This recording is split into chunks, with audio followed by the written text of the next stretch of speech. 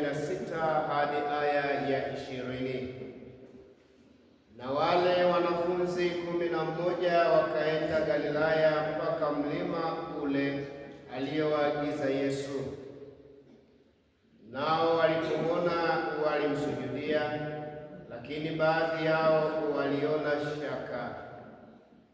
Yesu akaja kwao akasema nao akawaambia, nimepewa mamlaka yote mbinguni na duniani.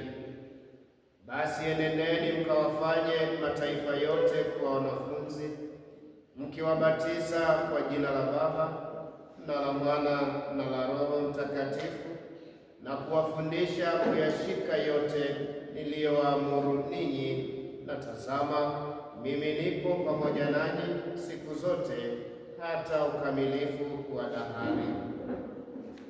Hilo ndilo